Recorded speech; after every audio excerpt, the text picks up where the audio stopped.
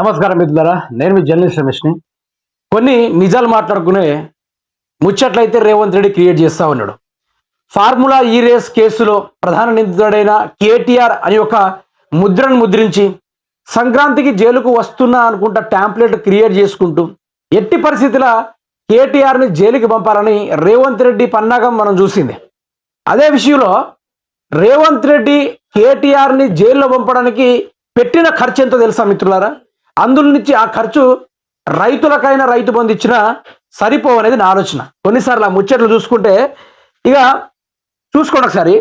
రూపాయలు 8 కోట్ల కోసం రూపాయలు 10 కోట్ల ఖర్చు. ఫార్ములా ఈ రేస్ కేసుతో ఖర్చుల భారం గత చెల్లింపులతో రూపాయలు 8 కోట్లు దుర్వినియోగం అయ్యానన్న సర్కారు. లాయర్ల ఫీజులకే రూపాయలు 10 కోట్ల ఖర్చు. రోహిత్కి సింగిల్ సెట్టింగ్కు రూపాయలు 50 లక్షలు. సిద్ధార్థ అగర్వాల్కు రూపాయలు 5 లక్షలు. హైకోర్టు లాయర్కు ఇప్పటికే రూపాయలు 20 లక్షలు. కేసు పూర్తయ్యేసరికి రూపాయలు 5 కోట్ల నుంచి రూపాయలు 10 కోట్లు దాటే అవకాశం. సర్కారు తీరుపై న్యాయ నిపుణులు విమర్శలు. ఇదే ముచ్చట చూసుకోండి మిత్రులారా.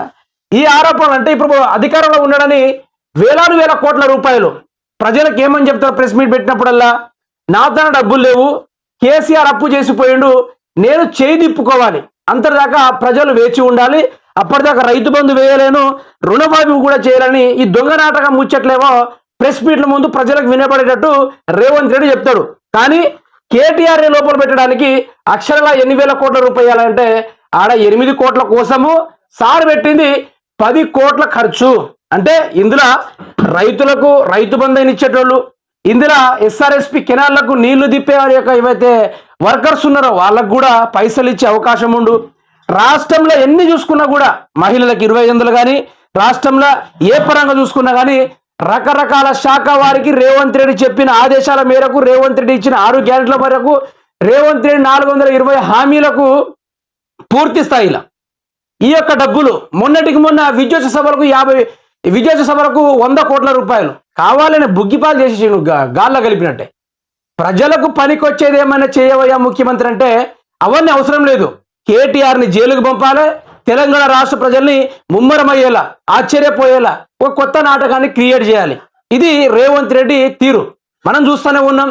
రాష్ట్రంలో రైతన్నలు ఎంత సమస్యలు పడతా ఉన్నారో ఈ పనికిరాని ఖర్చులు పెట్టి ఈరోజు కేటీఆర్ అవినీతికి పాల్పడ్డాడంటే ఆ అవినీతికి పాల్పడిన దాన్ని కూడా వాళ్ళు సిబిఐ కానీ ఏసీబీ కానీ కోట్లాది రూపాయలతో రేవంత్ రెడ్డికి వాళ్ళకి మూటలు అందించినప్పటికీ దొంగ పత్రాలను క్రియేట్ చేసి కేటీఆర్ని జైలుకు పంపే ప్రయత్నాలు చేస్తూ ఉన్నారు.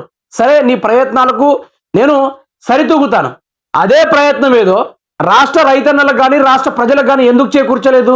కోట్ల రూపాయలు ఎవడబ్బా సొమ్మని మీ అయ్య ఏమైనా కమాయించిపోయిందా? లేకుంటే రేవంత్ రెడ్డి వాళ్ళ తండ్రి గారు ఏమైనా వేలాది కోట్ల రూపాయలు తెలంగాణలో ఉన్నాయి కొడక ఆడబోయి నువ్వు ఖర్చు పెట్టుకో కేటీఆర్ని జైలు పెట్టమని వాళ్ళ కుటుంబ సభ్యులు ఏమైనా సంపాదించి పెట్టిపోయారని 10 కోట్ల రూపాయలు లాయర్లకు ఇవ్వడానికి, తదితర కింద సిబ్బందిని ఇవ్వడానికి రేవంత్ రెడ్డి ఇంతగానం కోట్లాది రూపాయలు వృధాగా ధారపోస్తా ఉన్నాడు. ప్రజల సొమ్మును వృధాగా ధారపోస్తా ఉన్నాడు. ఇది మీకు కూడా అర్థం కావాలి. ఇక్కడ కేటీఆర్ చేసిన అవినీతి ఎక్కడ లేదు. జస్ట్ ఈ రేస్ ఫార్ములా కేసులా ఎట్టి తిరిగైనా అది ఒక తెలంగాణ రాష్ట్రంలో ఒక కొత్త పెట్టుబడి, హైదరాబాద్ బ్రాండ్ ఇమేజ్ని పెంచడానికి వచ్చింది తప్ప తగ్గడానికి ఇక్కడ రాలే. రేవంత్ రెడ్డికి ఇసురంత చదువు కూడా రాదే. ఏదో అడ్డిమార్ గుడ్డి దెబ్బల ప్రజలు మార్పు కావాలి, రేవంత్ రెడ్డి అధికారంలో రావాలి. పురాతన కాలం నుంచి మేము కాంగ్రెస్ వాళ్ళమే, కాంగ్రెస్కి ఓటేస్తారని ఓటేస్తారు. కానీ అక్కడ ఉన్నది నిజమైన దొంగ అని ప్రజలు గుర్తించలేనాడు. దొంగనికి ఏమొస్తుంది? రాష్ట్రం ఇప్పుడు ప్రజలందరూ కలిసి దొంగల చేతిలో తాళం పెట్టినట్టు అయింది. వారం రాష్ట్రంలో ఉన్న ఖజానా మొత్తం పూర్తి స్థాయిలో లూటీ చేసేదాకా వదలనే పరిస్థితే లేదు.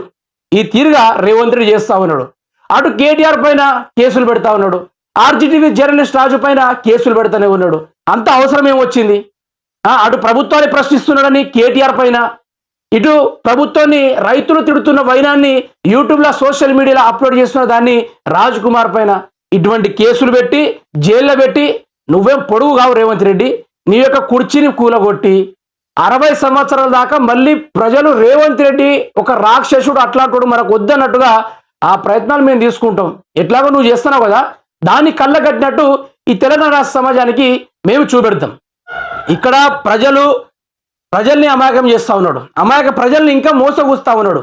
రేవంత్ రెడ్డి తీరు ఈ విధంగా ఉంది మిత్రులారా. దయచేసి మీరు ఇకనైనా మేలుకోవాలి.